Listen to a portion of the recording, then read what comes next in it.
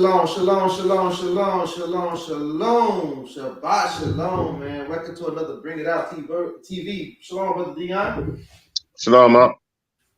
All praise and glory, honor go to the Most High. How you doing, brother? Hanging in there. Hanging on in there. Old folks say, ain't kicking no sin, man. Ain't kicking no sin. Well, all praise and glory, honor go to the Most High God, man. We got another Bring It Out TV exclusive, man. It ain't exclusive, man. Everybody talking about it.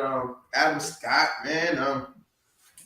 Brother Adam Scott, man, with this racist rant that's going about and is trending right now on YouTube land, man, and on Instagram and Facebook all over the place, man. And so we're gonna get into something that Adam Scott said that was offensive, man. And we go into these Gentiles and what it looks like for their salvation. And so we also, just like we get on Israel, we gotta get on heathens, we gotta get on Gentiles and let them know where they're going off. And we gonna talk about it, man, and see how Israel feel about some of the things that being said as it pertains to Israel and Gentiles, man. Are you familiar with the brother Adam Scott, what he said, Brother Dion?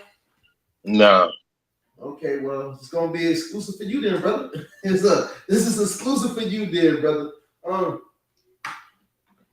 He's a cartoonist, man, and he pretty well known in the cartoon world, man, and as an artist. And so he went on this rant, man, about how he done with black people, man. He went on a rant and say he's done with black people, and if you white, that you need to get away from black people. And we're gonna get into it. And how if black people feel anything any way against white people or say anything negative towards white people, we are considered a hate group. We consider a hate group, and so we gonna get into the video, man. And my thing is this, right?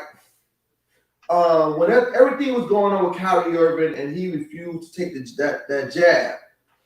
And so you had people talking negative towards Kyrie Irving because he refused to take the jab.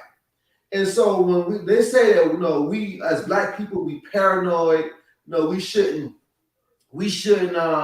kick against the grain, but do we have a legitimate beef, a legitimate gripe why we don't trust this system, because this system have not been so friendly towards black and brown people? It's one thing if I dislike you without a just cause, but do you think that black people have a reason to be skepticism on taking like the vaccine? Because Tuskegee is real, man. The Tuskegee experience happened, right? Slavery happened, Jim Crow happened. So do black people have a legitimate beef to be skepticism on what the media at large try to push in American culture? Do we have a legitimate reason to be skeptical? What you think, brother? Absolutely. I mean, blankets filled with smallpox.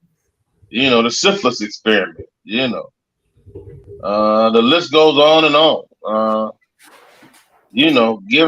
Sending bad food to the black neighborhood. Sending GMOs to the black neighborhood. Sending subpar teachers to the black neighborhood. The list goes on and on. Like, that's undeniable. That should have been rhetorical. Well, it kind of is, but it depends on who you're asking, right? Because some people feel that black people need to get over it. Like we just being paranoid. You know what I mean? That we've been paranoid that that we scared that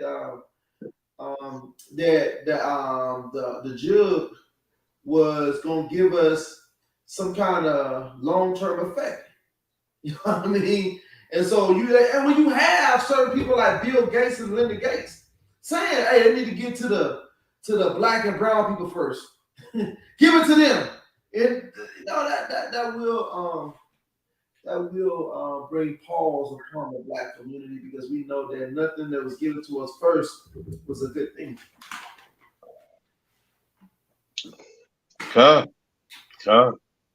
So And then I think a lot of us, some of the chemicals they put in that thing, we react to it, in the most adverse ways right, because of our molecular system. You know what I mean? So, and they know that too.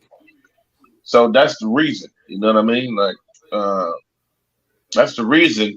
Give it to the black and browns first, and let's use them as test dummies, see how many of them die, and then that'll that'll set the precedent.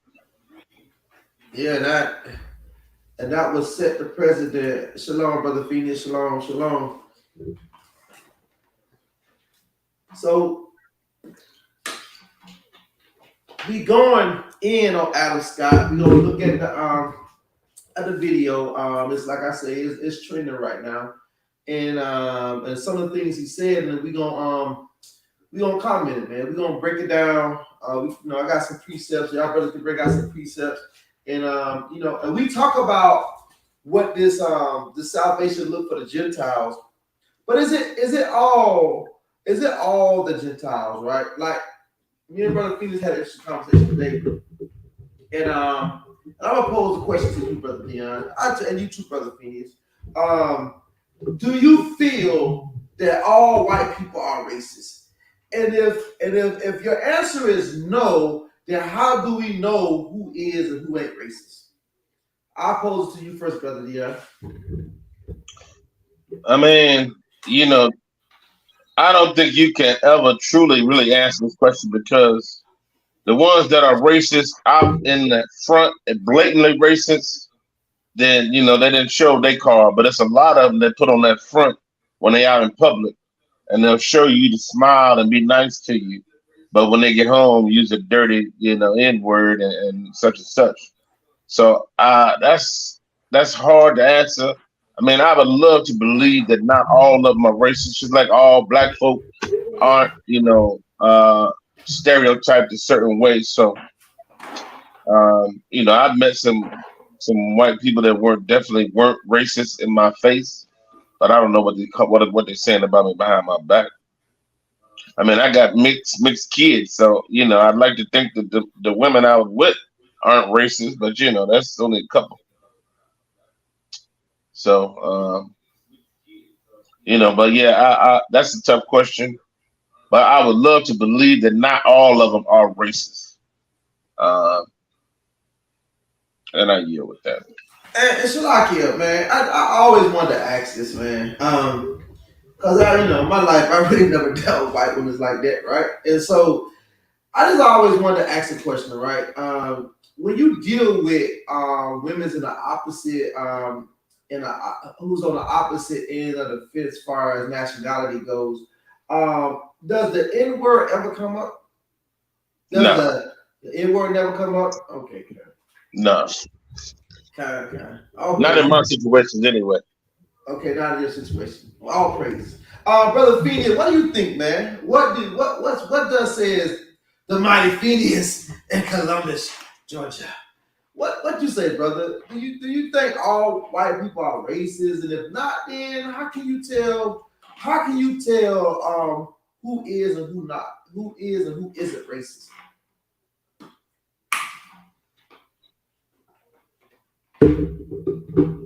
I think you got your mic on mute, brother.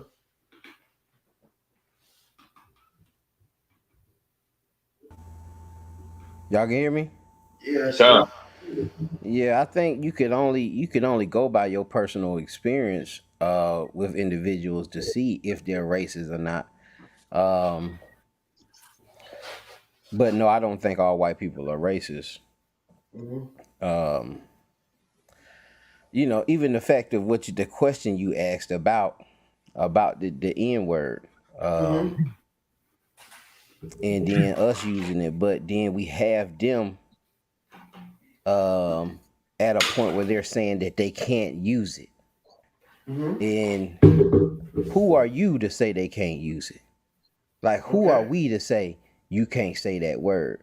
Um, just like them telling us we can't say certain things, maybe anti-Semitic and so forth.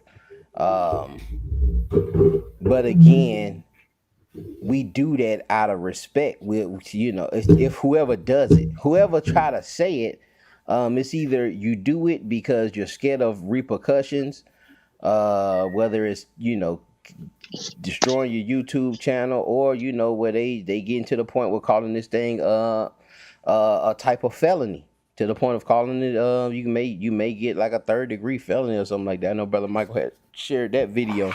Mm-hmm. But what's the consequences? What's the consequences for you calling them, for them saying the N-word? Now, I know on the individual state, um, a joker will likely, try to beat them up for saying it. Um, but more times than none, I done seen people say it, and these jokers give them every reason to knock their teeth out, and Jake don't do nothing. And so I don't think they're not saying it because they fear repercussions from the so-called Negro. But it has to be out of a state of respect. If you don't fear them, if you're not fearing what they could do to you, then what is it that's causing them not to say it, and to try, like, what is it? What is that? If they not scared, if they got bigger guns, if they not worried about black people coming and knocking and kicking in their door and blase blase, what is it that's stopping them from saying the N-word? Um, my response to that is it's not a fear tactic, right? It's not a fear tactic. Is where do we go from here? Because of the simple fact that if something doesn't change, then it ought to go end up with a lot of bloodshed. It's just a matter of time, right? Like, so it's not a fear factor. It's not a point of what somebody can do, because trust me, it gonna always be people with bigger guns. Like, it ain't no captivity have ever last a reign forever. And it's like that schoolyard bully.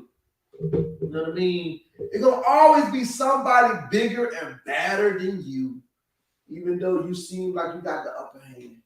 So all I'm saying is, why I asked him the question is because when you're dealing with people, is it that hidden racism? Like, is that hidden prejudice? And we gonna get into the video, because I think that what was going on with Adam Scott. I think it was a lot of hidden things that's kind of under the surface that people don't deal with.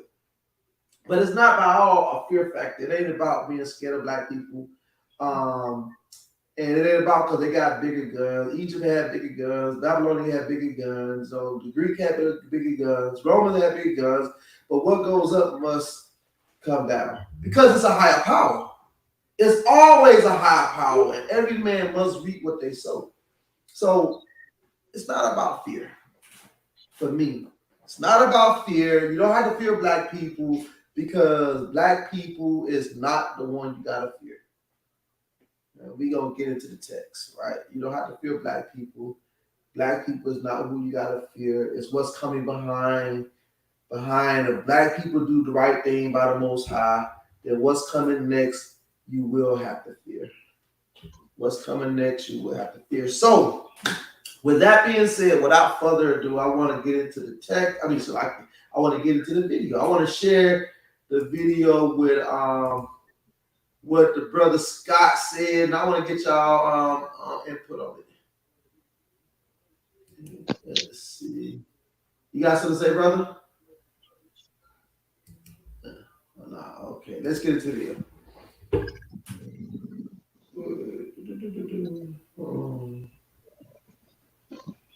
Shalaka put this. No. Hello, I put a wrong video, y'all. Shalaka. Hold on. Let me get back. I put the wrong video. I got so many of these things up. Hold on, Sloppy family. This is what I want. All right. So I already got it at 13 minutes, and he gonna get into why you feel like you feel, and I'll stop from time to time and get y'all outlook on it. that you would go to the leadership, right? And if you're dropping a nuclear bomb, you just sort of have to know what city he's in. That's good enough. We think he's in this city, so we'll just drop something there and take care of that. I don't know. I don't even want to think about it because it's so awful. Well, Rasmussen poll had a provocative little poll today. They said, do you agree or disagree with the statement, it's okay to be white? That was an actual question. Rasmussen asked, white and black voters, and probably others, do you disagree or agree with the statement, it's okay to be white? 26% of blacks said no. It's not okay to be white. 21% weren't sure.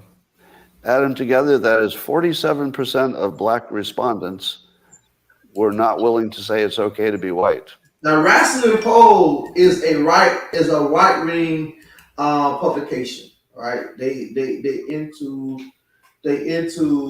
right wing politics or political stance. You know what I mean? So I just wanted to put that disclaimer out there.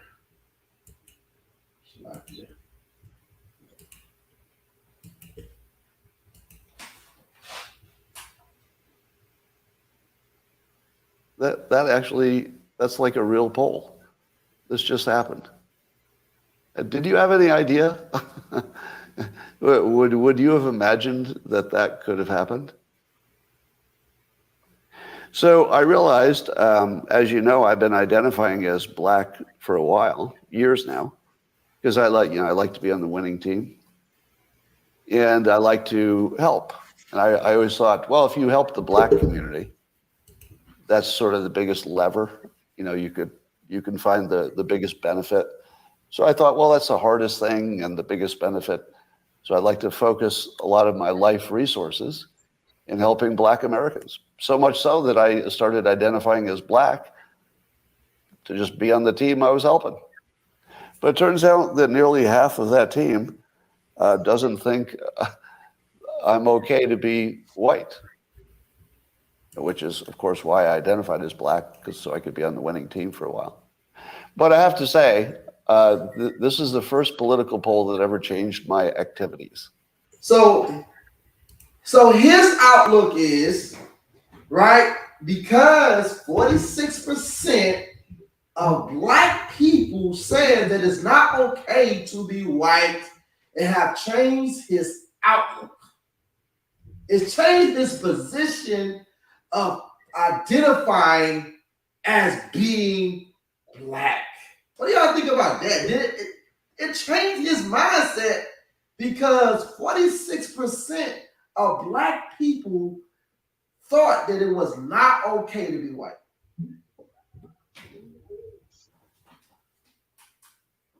Y'all look on that, man. It's what's he doing was noble.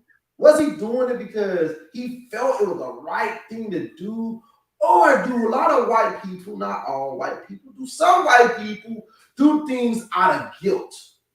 Does that be a guilt trip because they feel that black people have been marginalized, been oppressed, right? They've been went through slavery and Jim Crow, they're hanging on the trees, the bull whips, the raping and been fed to alligator bait. Is this a form? Do some white people do things from a position of guilt? They feel guilty until they realize that you don't really accept them. And all of a sudden, their whole outlet change. I don't know, man. What y'all think, man? Is that noble?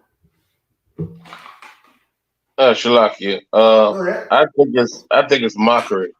I think he's mockery because in what way do you identify as black? You definitely don't go into work in blackface. You don't.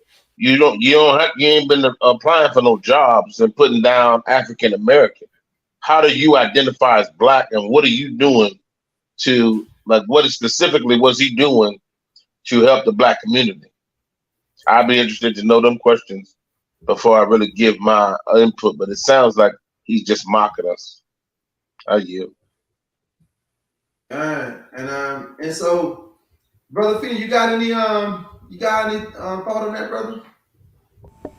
Yeah, I think it, like, to me it sounds like he being facetious also. Like he you know, I don't even know what this means. I don't even know what it means.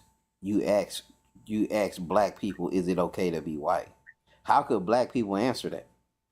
What, like, we don't even know what it means to be white.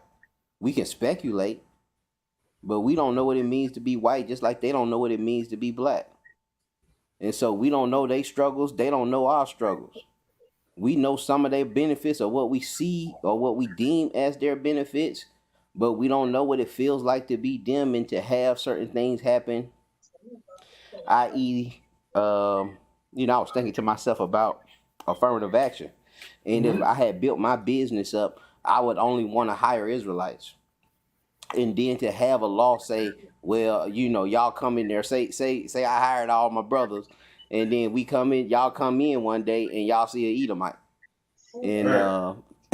y'all, now we got pork coming in.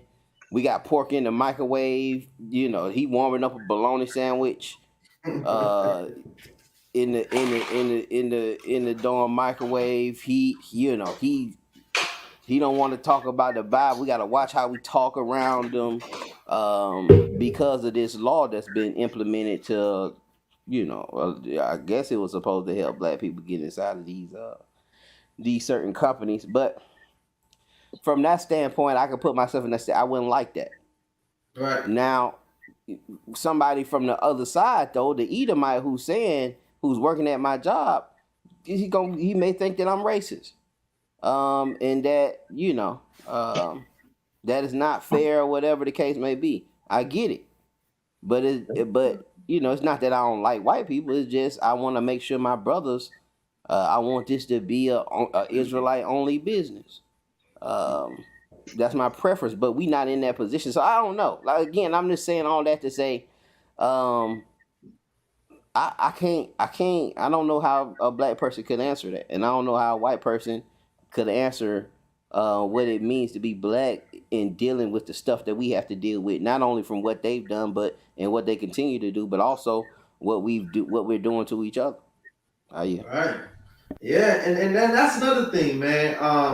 What we deem as being racist, right? Like, does the uplifting of black and brown people, meaning that because we love ourselves, do that mean that we hate others as they deem, and they gonna show you what they consider hate speech. And this is, like the brother just said, that they trying to make it a third degree felony of this whole this thing about hate speech and what it is. And he gonna get into this. Let's get back into the video. I don't know that that's ever happened before. Normally you see a poll, you just look at it, and you go, whatever. Oh, this is interesting what other people think. But as of today, I'm going to re-identify as white because I don't want to be a member of a hate group. I've accidentally joined a hate group. So if nearly half of all blacks are not okay with white people, according to this poll, not according to me, according to this poll. Wait a minute. Did he call black folks who do not think it's okay to be white is a hate group? And look, man. And what's so funny about this, man? Because y'all deem Israel as being a hate group. And here it is, all you black Christians, right? All you black people get on Israel and identify Israel as being a hate group. And if you said that It's not okay to be white. You are deemed a hate group. They deem you as a hate group because you have an opinion. Because you have an opinion, they deem you as a hate group. You cannot get away from your nationality, even if you try. Even if you try, you can't get rid of it. You can't get rid of your nationality. You can't come away from it. Because he said out of his own mouth, you a hate group. You a hate group. That's the only, that only don't apply to Israel, man. And I yield, man. That's a hate group. That's a hate group. And I don't want to have anything to do with them. And I would say, based on the current way things are going, the best advice I would give to white people is to get the hell away from black people. Just get the fuck away. Wherever you have to go, just get away. Because there's no fixing this. This can't be fixed. Right? This can't be fixed. You just have to escape. So that's what I did. I went to a neighborhood where, I have a very low black population. Because unfortunately, there's a high correlation between the density. And this is according to Don Lemon, by the way. So here I'm just quoting Don Lemon when he notes that when he lived in a mostly black neighborhood, there were a bunch of problems that he didn't see in white neighborhoods. So even Don Lemon sees a big difference in your own quality of living based on where you live and who's there. So I think it makes no sense whatsoever as a white citizen of America to try to help black citizens anymore. It doesn't make sense. It's no longer a rational impulse. And so I'm gonna back off from being helpful to black America because it doesn't seem like it pays off. Like I've been doing it all my life, and the only outcome is I get called a racist. That's the only outcome. It makes no sense to help black Americans if you're white. It's over. Don't even think it's worth trying. Totally not trying. Now we should be friendly. Like I'm not saying start a war or do anything bad. Nothing like that. I'm just saying get away. Just get away. And here's my take on all of it. Everybody who focuses their priority on education does well. If anybody in the black community focuses on education, they'll do well as well. Now, and see, and here's the thing. Now, so he's making a declaration statement to get away from black people. Get away from them. Right? And this is my problem when I deal with white Christians and some black Christians, right? Is that, me and Brother Phineas, we always talk about accountability among blacks. Like we have to bear the accountability among ourselves and take responsibility of our own selves and our own community and all that stuff is true. But also as white people have to take, so-called white people, have to take some accountability of their actions. You can't say get away around black people when black people have been marginalized and have been in slavery and kept in chains for over 400 years.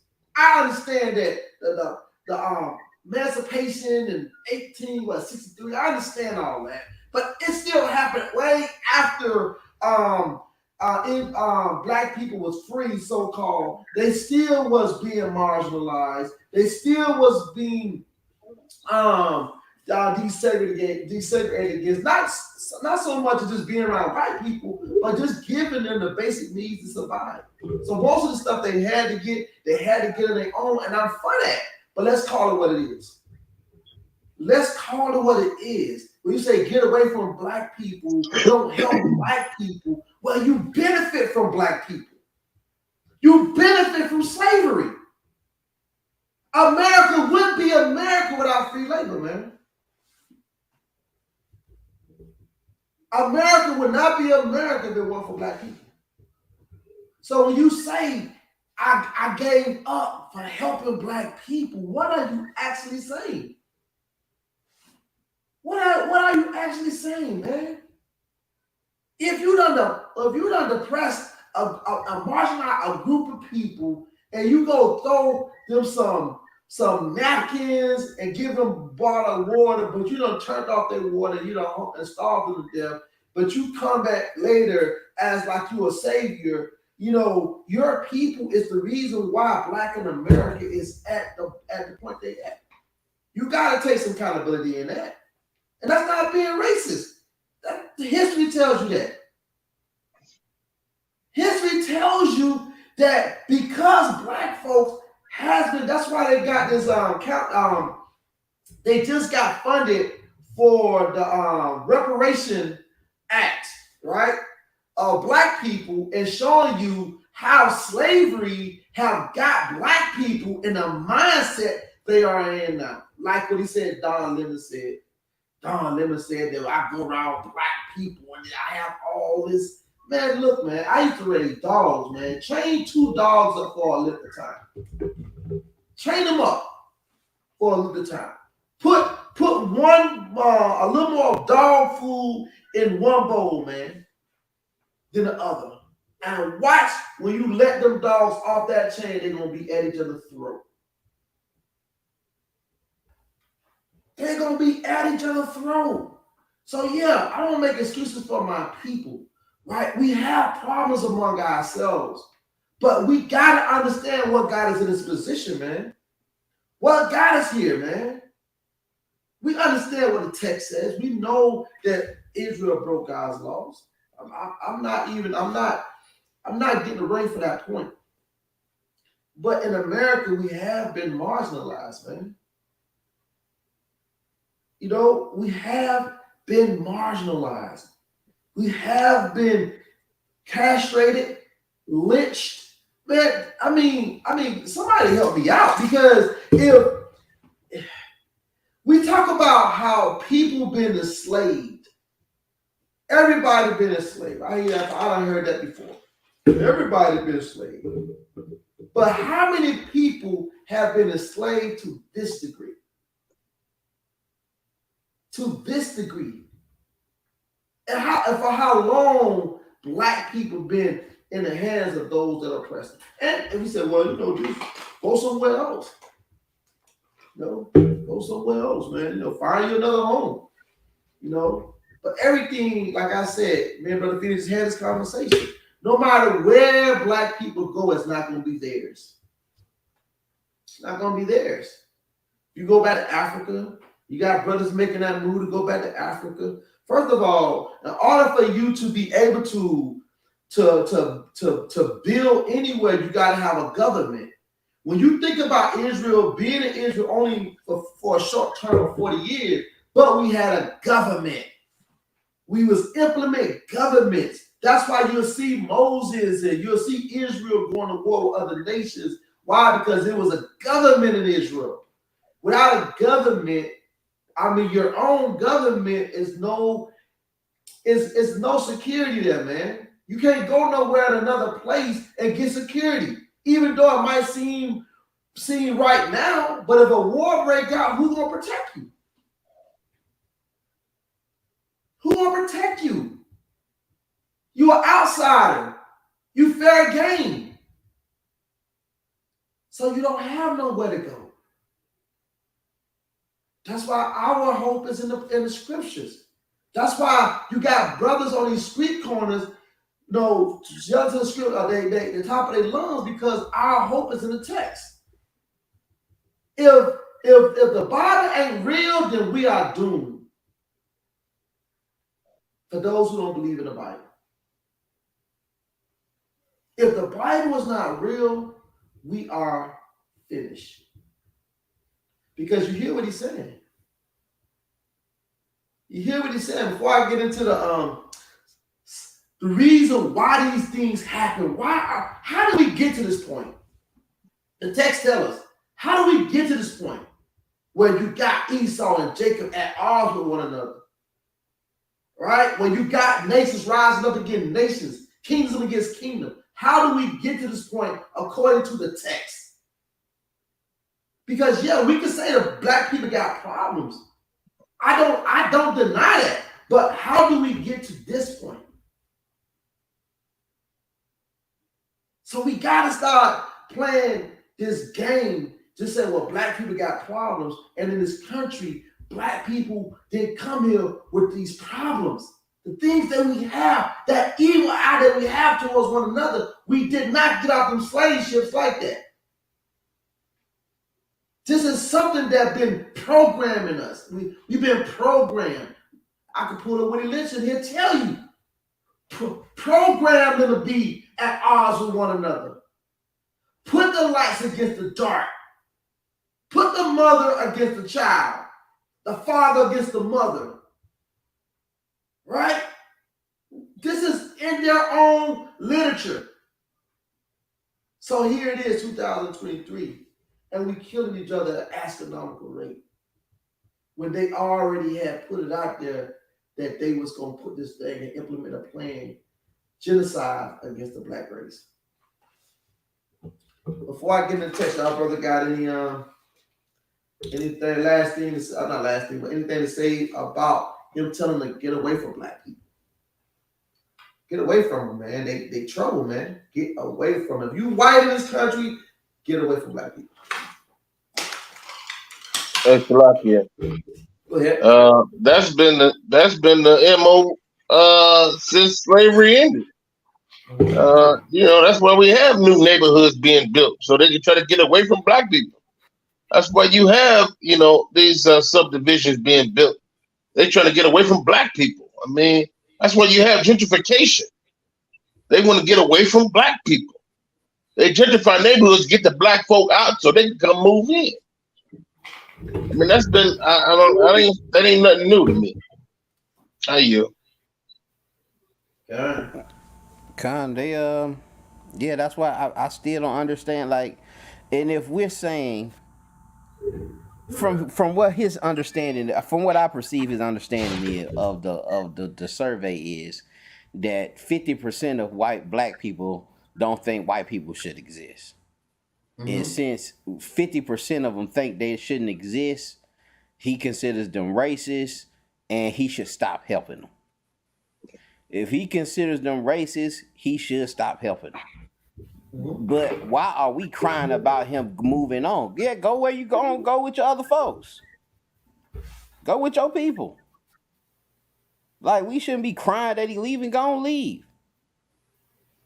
Why are we reaching back? This is our oppressor. Why are we trying to break? If he's the master and he's the oppressor, why are we trying to pull him back and say, no, don't leave. Let him go. Let him go. But we don't want him to go. That's our problem, man. We don't want Master to go. We want Master to be what we want Master to be. And that ain't how slavery works. That ain't how oppression works. That's why I mentioned before about that word, that N-word. You can't tell Master to stop saying that. Master only saying that to appease you. He only stopping to say that to appease you, and his fear comes from other white people who probably are not racist, who will probably give some sort of judgment to them for saying that. And we would clap, who was that joker called them jokers some nappy-headed hoes? Don, what's his name? Don Imus. Don Imus. Did black people fire him? Oh No. Black people ain't in a position to fire him. Right. And for the record, this man lost a lot of endorsements as well. And he lost some endorsements. Yeah. But he didn't have to do that. Right. That didn't have to happen. Negroes weren't what Negroes gonna stop drinking? No, Negroes ain't gonna stop buying nothing. Even when Gucci and these designer shops started doing this, they showed you blatant racism. They put the little minstrel show characters on the purses. Did they Negroes stop buying that stuff? No. Floyd Mayweather like, man, I ain't finna, and then Joker was mad at Floyd, but I feel Floyd because man, we'll do something for 2 days and then stop, and then go back to normal. So we got to really just figure out, man, what do we want? What do we, man? Just be honest. Let's just be honest. What do we want from white people, or do we want them gone? Because the survey saying we want them gone. Then if we want them gone, then let them go. But again, I think this is all some kind of, I don't know, man. It seems like this some kind of mockery. He saying he doing stuff, but what are you doing? And I ain't seeing you doing nothing, so why would I care? I don't care. You know what I'm saying? What are you doing? How are you helping black people? What are you doing? Why should I care? Leave. Go ahead and go. But like he said, like Ox said too, black people are following white people because black people don't like black people either. My dad don't even eat on this side of town. The food tastes better. They care more on the other side of town. This McDonald's don't cook it right. These Negroes don't care about their job over here. The fries always fresh on the north side. I yield a lot. Hey, Shalakia, you know what, the question about being white posed to black people had to be worded a certain way, like would they want to be black white people? Because how could you say it's not okay to be white? Like that is ludicrous. That question is ludicrous. It don't make sense. Nah. So I'm guaranteeing you that question was posed a little different to the black folks. Like either would you want to be white or would you rather be white type thing, something along them lines. And 46% said no. I would say no too. Are you? Yeah, I told you that Ransom, they're a right wing group.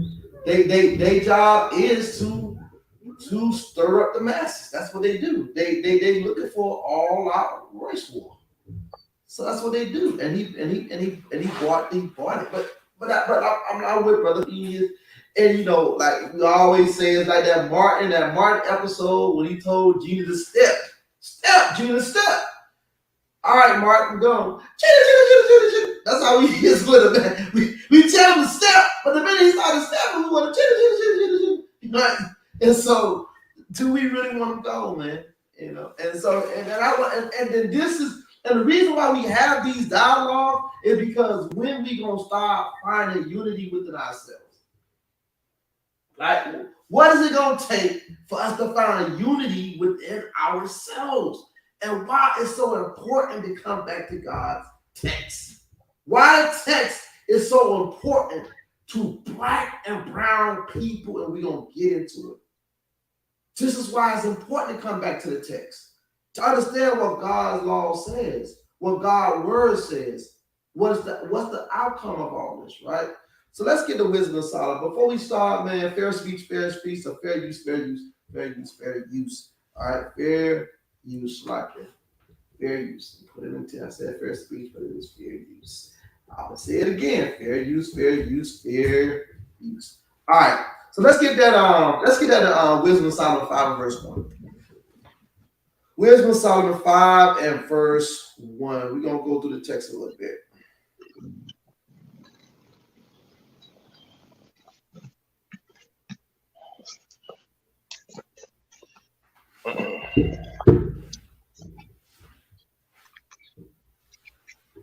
And so we have these things, and like we said earlier, it's not that we have to belittle others to raise ourselves up. We got to get away from that. Our hope is in the scriptures, man. Where we should get our power from what thus says the Lord, man. Not looking at other nations fall. That when Christ come back, everything gonna be put in place. But right now, we gotta find some unity within ourselves, right? So let's get wisdom Solomon verse 5 and verse 1. Chapter 5. Wisdom of Solomon chapter 5 and verse 1. Okay. Then shall the righteous man stand in great boldness before the face of such as have afflicted him, and made no account of his labors. Shlakia. So he said, the righteous man gonna stand in great boldness before the face of such has afflicted him. And so we have a problem with Israel, feeling like they feel like I said, even if I would tell Brother Phoenix today, if you're a Christian, a white Christian, you should understand the pain that black going through if you have converted over to the text. If you believe in the text, you should have some empathy. If you say that that's your brother in Christ, then you should understand what your brother in Christ have to go through. If you're really genuine about what you're saying. So the scripture says, then should a righteous man stand in great boldness before the face of such as afflicted him, and made no account of his labor. And that's where we at in America. Y'all continue to tell black folks to get over it, but we still being afflicted. So America is in a state of hypocrisy. Not looking up for them, but it's calling what it is. It's just we's in a state of hypocrisy. You can't tell people to get over it when you afflicted them. Well, I didn't do it, but you benefited from it. America is as great as it is because of slavery, man. Statistics shows that, man. Stats shows that America is so powerful because of slavery. Read on verse 2. When they see it, they shall be troubled with terrible fear, and shall be amazed at the strangeness of his salvation, so far beyond all that they look for. And they, repenting and groaning for anguish of spirit, shall say within themselves, this was he whom we had sometimes in derision, and a proverb of reproach. We fools accounted his life madness, and his end to be without honor. How is he numbered among the children of God, and his lot is among the saints? Go ahead. Therefore have we erred from the way of truth, and the light of righteousness have not shined unto us, and the sun of righteousness rose not upon us.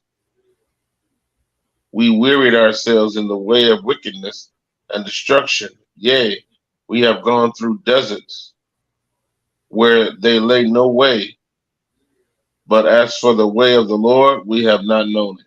But for the way of the Lord, we have not known it. Right? And this are the ones that are going to be seeing a righteous man stand with great boldness. And when they see, fear going to fall upon them. And you start to see that all around because the Hebrew Israelite is the talk of the town. Every other video is other people and they're our own people, trying to debunk the Hebrew Israelite. Trying to refute what the Hebrew Israelite is saying. Right? Calling us wicked, calling us this, calling us that. Don't tell me, don't get me wrong, some things we doing this kind of wicked, right?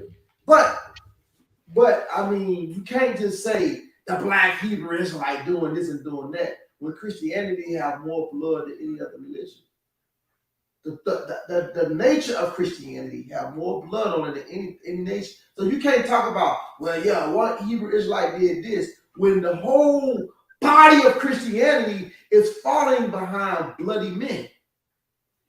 You can't have it both ways. You can't be in the midst of hypocrisy. So it says, verse 7 says, we weary ourselves in the way of wickedness and destruction. Yet we have gone through deserts where there lay no way. But as for the way of the Lord, we have not known it. And we're going to show you that the Gentiles, according to the text, the Gentiles don't know the way of the Lord. That's why they argue, they're talking about God's laws are done away with. Why? Because they don't know God's ways. All right. Shalom, Brother Michael. Shalom, Sister Shalisha. Shalom, family. So it says, but as for the way of the Lord, we have not known it. Verse 8, brother. Verse 8, what have pride profited us? Or what good have riches with our vaunting brought us? All those things are passed away like a shadow, and as a post that hasted by, and as a ship that passeth over the waves of the water, which when it is gone by, the trace thereof cannot be found. neither the pathway of the keel in the waves. Or as when a bird hath flown through the air, there is no token of her way to be found, but the light air being beaten with the stroke of her wings, and parted with the violent noise and motion of them, is passed through, and there and afterwards no sign where she went is to be found. You know, Or like as when an arrow is shot at a mark, it parteth the air, which immediately cometh together again, so that a man could not know where it went through. hmm Even so, we in like manner, as soon as we were born, began to draw to our end, and had no sign of virtue to show, but were consumed in our own wickedness. they was consumed in their own wickedness. So this brother here, right? He's saying that he threw with me helping black folks because all of a sudden what he hold dear to heart of his whiteness have been he been offended for about his whiteness because black folks, according to a poll, says that it's not cool to be white. Right? And why? It said, but we're consumed in our own wickedness. That white privilege is real, man. That white privilege is, look, man. If we walking, just say three brothers walking down the street. Brothers, right? I'm talking three black brothers walking down the street. One brother come from meager beginnings. The second brother come from a middle class, and the third brother come from a rich family. So when you see a homeless person on the street, who is more likely to have compassion for that homeless person? The rich brother or the one come from meager's beginning? All right, that's what I'm saying. Like the poor brother gonna relate to the poor brother, man, because he know what it is to be poor. The rich brother, and we see that first generation of wealth. Once the kids get that wealth and the parents struggle to get it, say like Master P, Romeo Miller don't know what it is to struggle. So he on all these social medias blasting his father, but don't know what his father had to do to get him what he got. Because his father started from the ghetto, man. Magnolia Projects. He started from the projects. But Romeo Miller don't even know what the projects look like. He don't know what the projects look like. So now he sit up here and blast his father like he got some sense of entitlement, and his father worked his butt off to get to where he at. Don't have no idea, man. So he got that entitlement spirit. He feel his whiteness is being threatened. So I'm done with it. And no, black folks didn't rob him, stuck him up for gunpoint, took his money. No, you threatened my whiteness. Now I got a problem. Right? Read on, brother. Verse 14. Verse 14, for the hope of the ungodly is like dust that is blown away with the wind, like a thin froth that is driven away with the storm, like as the smoke which is dispersed here and there with the tempest, and passeth away as the remembrance of a guest that tarrieth but a day. But the righteous live forevermore. Their reward also is with the Lord, and the care of them is with the Most High. Therefore shall they receive a glorious kingdom and a beautiful crown from the Lord's hand. For with his right hand shall he cover them, and with his arm shall he protect them.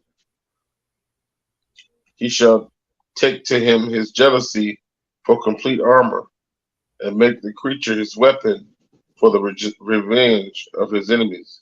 Mm-hmm. He Yeah. shall put on righteousness as a breastplate and true judgment instead of an helmet. He shall take holiness for an invincible shield. His severe wrath shall he sharpen for a sword, and the world shall fight with him against the unwise. Then Okay. shall the right aiming thunderbolt then shall the right aiming thunderbolts go abroad, and from the clouds, as from a well drawn bow, shall they fly to the mark, and hailstorms full of wrath shall be cast as out of a stone bow, and the water of the sea shall rage against them, and the floods shall cruelly drown them. Yea, a mighty wind shall stand up against them, and like a storm shall blow them away. Thus iniquity shall lay waste the whole earth, and ill dealing shall overthrow the thrones of the mighty. And ill dealing shall overthrow the thrones of the mighty, man. And so when you understand the text, man, that the reason why I say that our hope is in the Lord. This is why our hope is in the Lord, man. Christ said he came to set the captives free, man. Them that are abused, man. So our hope is in the return of the Messiah, man. And Yahweh Shai, this is where our hope lies, man. But if you take that away from Israel, you have nothing. You have no hope. It's no way you're going to be able to go because these curses going to follow you. There's no way you can go, man. There's only one way you can be relieved from this oppression, and that's by coming back to the Lord. Coming back to your God. Start worshiping your God and serving your God in spirit and in truth. So I'm gonna get one more precept, man. I know we already almost an hour in. Brother Phineas, if you will, Brother Gashah, can you can you get that real quick in second address, man? Second address 3. Let's start at verse 5. I want to kind of run through the text a little bit because when y'all get a chance, Israel, read second address 3, 4, and 5. Because it goes into it, right? It goes into why we in this condition. It's a very important text. It gonna lead all the way up to the Messiah. But second address 3 and 5, I'm kind of going to kind of go through a couple of key points. But when y'all get a chance, read second address 3, 4, and 5, and then kind of let you know where we get from this point. So second address 3 and 5, Brother Kishon. Second Esdras chapter 3 and verse 5. Okay. It says, and gave us a body unto Adam without soul, which was the workmanship of thine hands, and didst breathe into him the breath of life, and he was made living before thee. Mm-hmm. And thou leadest him into paradise with thy right hand had which thy right hand had planted before ever the earth came forth. So here is the archangel telling Edris. Edris really asking the archangel some questions. Uriel, he asked him some questions, right? So Edris is going into the history of Adam, and he gonna go down this timeline of the place of where judgment. But that's why I say read all the way to verse 5, I mean chapter 5, but we just gonna read a couple of verses in these chapters, right? Read on. Before the earth came forth, verse 7, and unto him thou gavest commandment to love thy way, which he transgressed, and immediately thou appointest death in him and in his generations, of whom came nations, tribes, peoples, and kindreds out of number. Out of number, right? Read on. Verse 8, and every people walked after their own will, and did wonderful things before thee, and despised thy commandments. So hold up now. This is Adam, the kindreds, the people, and the nations that came out of Adam had commandments, right? Don't understand how deep God's word is. We only understand that Mount Sinai commandments, but these was before Mount Sinai, and they wonderful things before thee, and despised the commandments. See that? If we had commandments before Mount Sinai, doesn't seem plausible that we would have commandments after Mount Sinai. If it's God's word, Paul talk about keeping God's commandments. Christ said if you don't get the kingdom, you got to keep God's commandments. Right? Read on, verse 9. Verse 9. And again, in process of time, thou broughtest the flood upon those that dwelt in the world and destroyest them.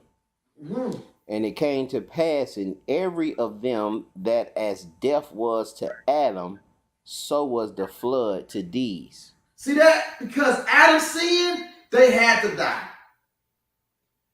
That flood wasn't to the sin that Adam was caused to get death.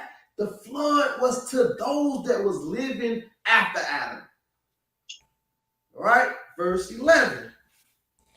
Nevertheless, one of them thou leftest, namely Noah with his household, of whom came all righteous men. Hold up, man. He said Noah and his household was all righteous. He said they was all righteous men. Right? Not just Noah and Shem, but Ham and Japheth was righteous, according to the text. Read on. And it happened that when they that dwelt upon the earth began to multiply, and had gotten them many children, and were a great people, they began again to be more unruly than the first. Read on. Now when they lived so wickedly before thee, thou didst chose thee a man from among them, whose name was Abraham. Him thou lovest, and unto him only thou showedest thy will. See that? To him God loved, and to him God showed them his will. And this is how we get the dividing of the nations. This is how Abraham became that seed that God chose. Why? Him thou lovest. Why? Because Abraham was righteous before God, man. Right? So read on. Verse 15.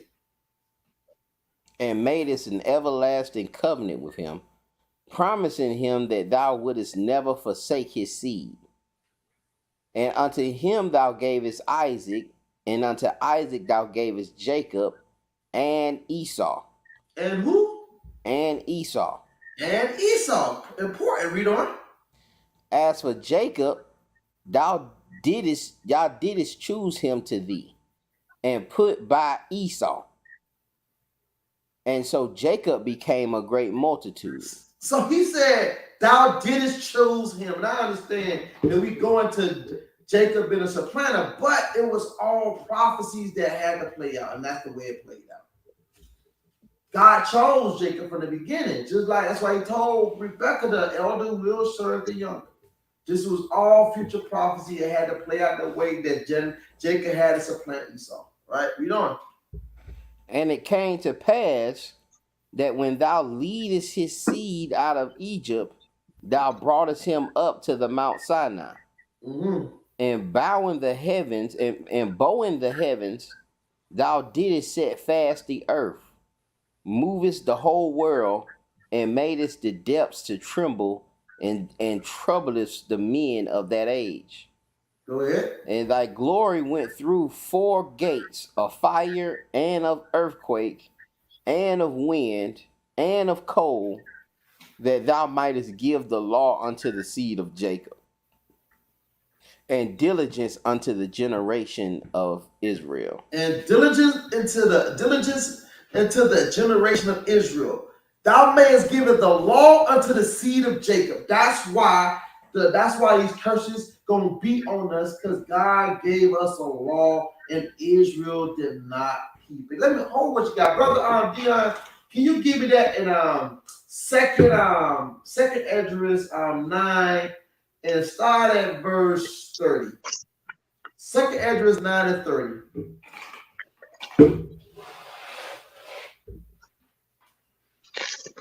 9 and 3 or 9 and 30? 9 and 30. 30. And thou spakest, saying, Hear me, O Israel, and mark my words, thou seed of Jacob. Mm-hmm. For behold, I sow my law in you, and it shall bring fruit in you, and ye shall be honored in it forever. How long? Forever. Forever. Read on. But our fathers which received the law kept it not, and observed not thy ordinances. And though the fruit of thy law did not perish, neither could it, for it was thine. Because it's the Most High. That's why Christ said you should know them by their fruits, man. You should know them by their fruits. The law brings forth fruit, man. You can't say the law is done away with if you claim that you're bringing forth fruit. The law will bring forth fruit. Right? Read on, Brother Phineas. Verse 20. In Second Esdras chapter 3 and verse 20, and yet tookest thou not away from them a wicked heart, that thy law might bring forth fruit in them. You see what? Man, the Bible is like a glove-handed glove, man. It said, and yet tookest thou not away from them a wicked heart. Why? Because that law might bring forth fruit in them. God power being manifest in Israel. And that's why Israel got to be careful when it says that it's not the time to be a light into these Gentiles. The light is the law. The commandment is a lamp. The law is light. It's never a time not to be a light to anybody, man. We got to be careful with our speech, man. Right? Read on. For the first Adam, bearing a wicked heart, transgressed, and was overcome, and so be all they that are born of him. Thus infirmity was made permanent, and the law also in the heart of the people with the malignity of the root, so that the good departed away, and the evil abode still. Read on. So the times passed away, and the years were brought to an end. Then didst thou raise up thee a servant called David. You see how he's going into the lineage, the nationality of Israel. And how do we get to this point? How do we get to this point where this dude right here is saying, I'm done with black people? There's no way of fixing it. It's no way of fixing it. I'm done. And so we got to understand the mindset of this, where this sin and this evilness came from, while he's absolutely right. The only thing going to fix that is the Messiah. It's the only thing going to fix it. This race tension is out of wickedness. It's come from a wicked place. And it ain't going to come until this Messiah purge it out, man. Right? Read on. 23. 23. No, 24. 24. Verse 24. Whom thou commandest to build a city unto thy name, and to offer incense and oblations unto thee therein. Mm-hmm. When this was done many years, then they that inhabited the city forsook thee, and in all things did even as Adam and all his generations had done, for they also had a wicked heart. So you understand that it's parallel all to Adam. This is the reason why Christ had to come. The first Adam brought sin in the world. The second Adam took sin upon him, which is Christ. So all those that follow Christ can overcome sin. You can't say that we can't keep the law. Then you being wicked like the forefathers. But Philippians 4:13 said, I can do all things through Christ that strengthened me. If you are a new seed in Christ, then sin is not a part of your vocabulary. You don't have to sin, you just want to sin. You don't have to transgress the law, you just want to transgress the law. Because you can do all things through Christ. You can overcome the wicked one. You can come over the ways of the world, but the ways of the world is enticing. So you don't want to come away from it. You that Martin. You want the wicked, man. You love the wicked. Right? You the old Rick James song. Give me some of that funky stuff. Right? You love that funky stuff, right? Verse 27. Verse 27. And so thou gavest thy city over into the hands of thine enemies. Mm-hmm. And their deeds then any are their deeds then any better than that? Are their deeds like are their deeds then any better that inhabit Babylon, that they should therefore have the dominion over Zion? Over Israel. Zion is Israel. Read on. For when I came thither and had seen impieties without number, then my soul saw many evildoers in this 13th year, so that my heart failed me. For I have seen how thou sufferest them sinning, and hast spared wicked doers, and hast destroyed thy people, and have preserved thine enemies, and have not signified it. And I have signified it. I'm seeing you judging Israel, right? I'm seeing that Israel is going through all this judgment, right? But you are preserving the enemies, man. You're preserving these nations. Why?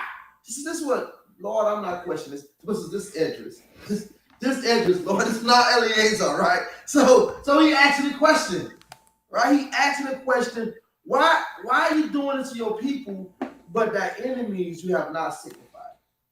Right? Read on, verse 31. Verse 31, I do remember how this way may be left. Are they then of Babylon better than they of Zion? So, man, Edris asking some deep questions. And look, man, Brother Phineas had an interesting point, right?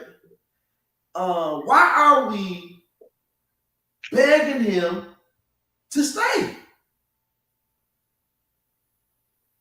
Are Esau better than Israel? Do we have the same value of these nations than we of our own people?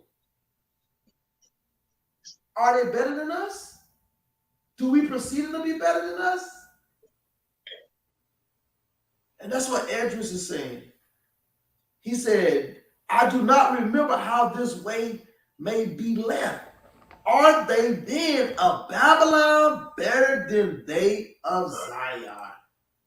It's a deep question, right? Verse 32.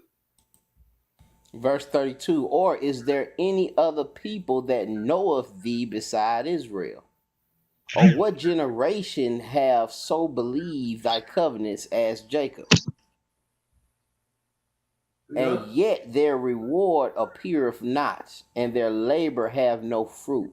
For I have gone here and there through the heathen, and I see that they flow in wealth, and think not upon thy commandments. Hey, Brother Phineas. Hey, bro, ain't this some of the questions we be having, brother? Come on, man. They flow in wealth, and they keep not one commandment. And that's why Israel is so compelled to deal with these nations like they do. That's why it's so intrigued to deal with these nations as we do. We see it with the Jay-Z's. We see it with the LeBron James. We see it with the, not Kamala, but the Dwayne Wade. We see how they are so compelled to be around these nations, and they see that they don't keep not one of God's commandments.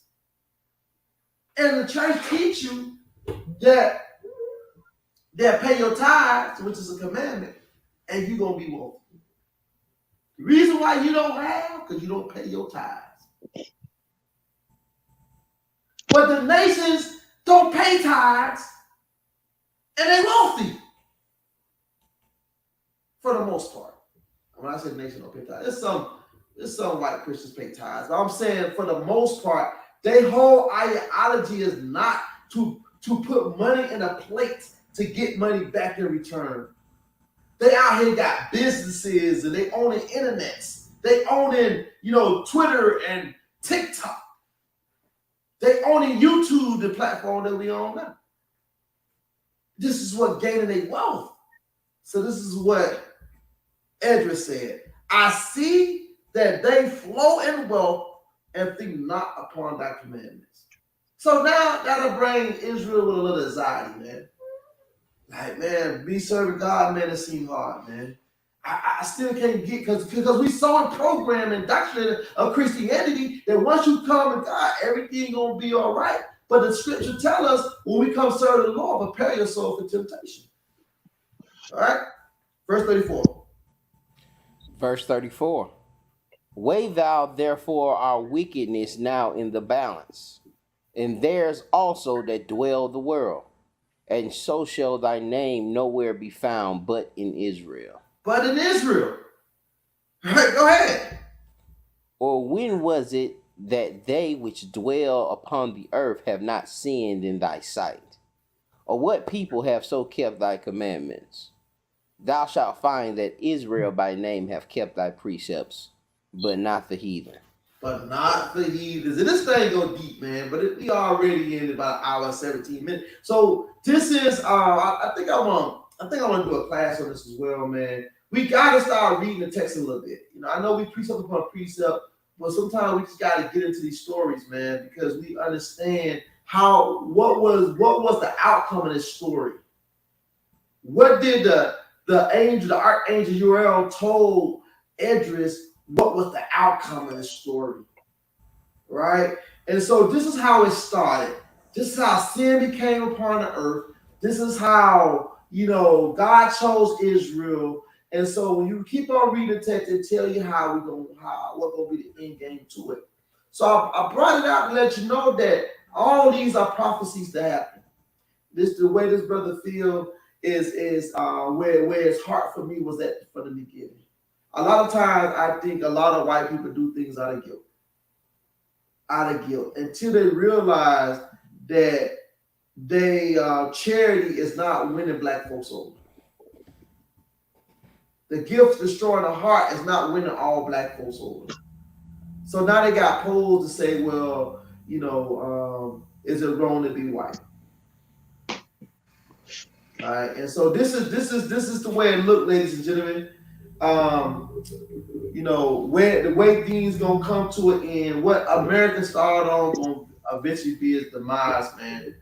So yeah, I just wanted to go into a couple of precepts, not a whole lot of precepts, but to realize that this thing is about to cook up, and so Lord's willing, man, we can be able to stand and be redeemed when the Mashiach comes, which is Yahweh Shah in Hebrew for us. Some people might say Yeshaya or whatever you call him, but But yeah, man, y'all brothers got any last words and exhortations, man?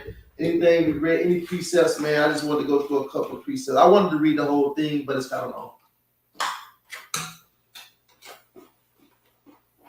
Yeah, Go ahead. All I was gonna say is if he want to go someplace, then let him go. If he need gas money, I can throw him a couple coins. Yeah, and I would love to hear or know exactly how he was helping black folks. And I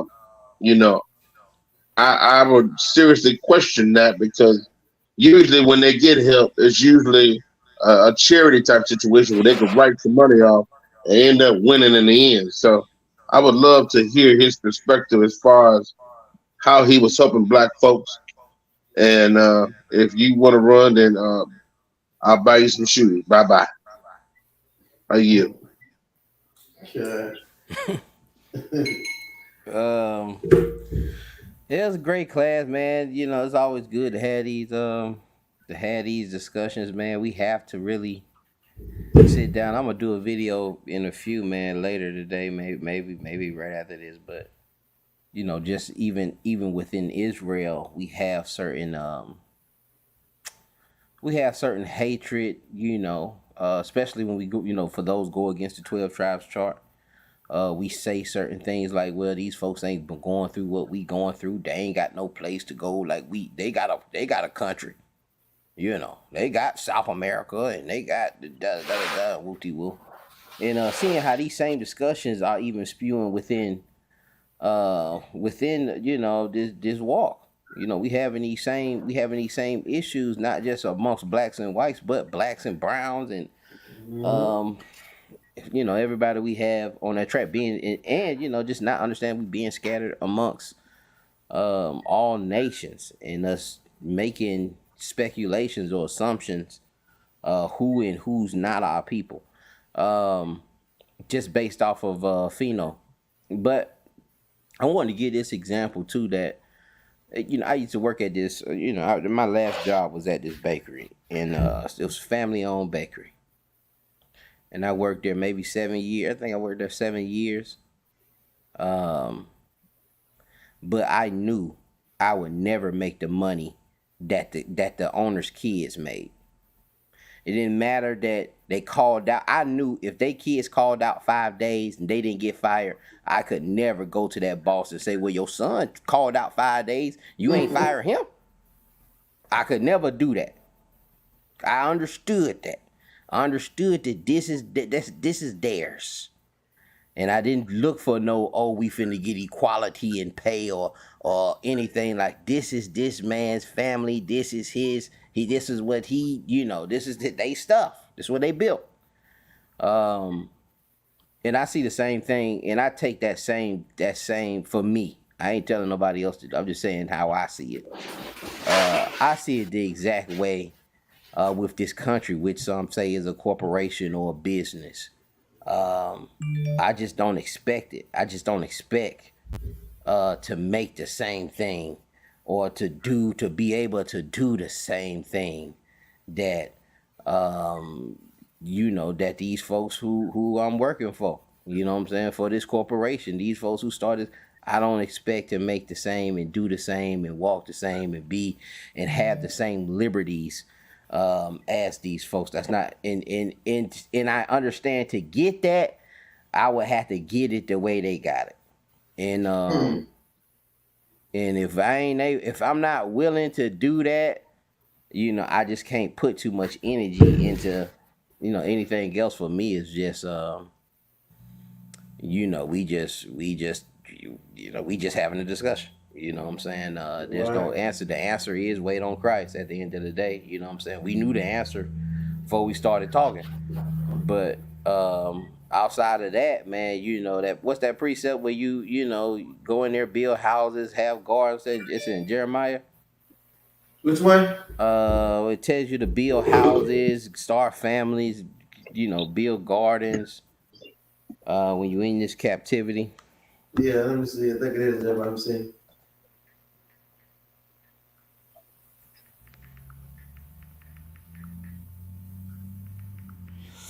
But yeah, Yeah, Jeremiah 29:5. yeah, man. So I think we should be applying that.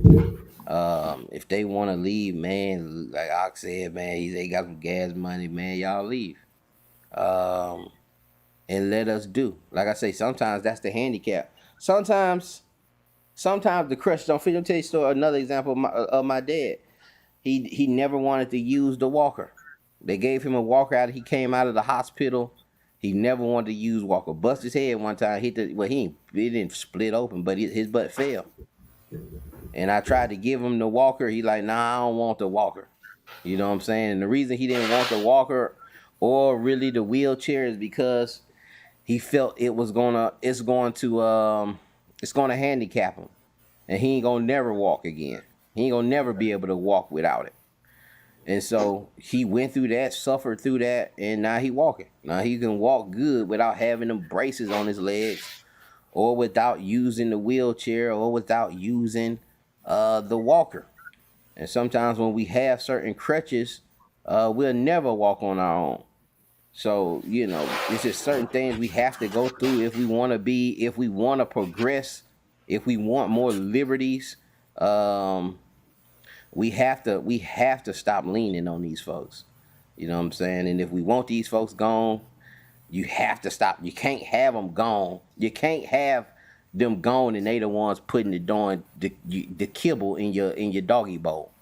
You know, Killing your bits. that dog will sit there and starve to death. Hmm. That dog will not leave that house and go out there and hunt some squirrels and eat. Once that Yeah. dog done been sat in that house and fed them kibbles and that puppy mush and get up to the kibbles and some of these dogs eating raw steak and man, some of these dogs, man, please, some of these dogs eating better than me. Yeah. But yeah, they once they master leave, they sit there and starve to death and wait on that master to get there. And I just ain't got that mentality, man. Master gone, man. I'm gonna go out there and go chase some squirrels down, chase whatever I can chase down in the doggy world that I can digest. But I yield with that. Hey man, and tell your dad he ain't wrong, man, about going getting food in the other people's neighborhood, man, because Israel, man, they don't care, brother. They don't care about the way. I hate to say it. I just came from Captain D's, bro, and I had to put that's what made me think about the analogy. Right. Because I just came from Captain D and I had to put the darn fish back in the darn air fryer. Wow. Because the fish wasn't all the way done. So, I ain't saying he lying. I just saying that, that's a messed up mindset, but I ain't saying he lying. I get it. I'm not finna just keep going here getting half cooked food or getting cold food. I don't want to keep doing that. But it's gonna take for that to get fixed. It's gonna take a community effort. Right. Like we'll have to raise our kids, baby. Need our kids gotta have more pride into what they doing, man. It takes a lot of work, man, and we gotta be willing to do the work or willing to pay the extra gas money and go on over there to that north side, man, getting us something fresh. There's no press, man. Brother Michael said they don't want us to be around us. Like they don't want to be around us, but can't leave us alone. They're clinging to us now. He said they won't leave us alone. Why? Sylvester got a piano. Look at Black Wall Street. So that's Brother Michael stands. They clinging to us and they won't leave us alone, man. So all praises, glory, honor goes to the Most High God, man. And yeah, man, these are the conversations that we gotta have, and this conversation is to bring more awareness because of the fact how many of them think that way. Like how many of them actually think that way, and so we understand once you understand this God can make God and get an understanding of how this thing will look at the end, then all so if there's nothing else, man, we say Yahweh Shemi Yahweh. Don't forget to like and subscribe. Go on to Brother Phineas' channel, Principal Israelites. Like and subscribe. Show and man, pass this content on, man. Let it stop being trending. Somebody's gonna say something over you. Y'all good? If there's nothing else, man, Yahweh Shemi Yahweh. Shalom. Shalom.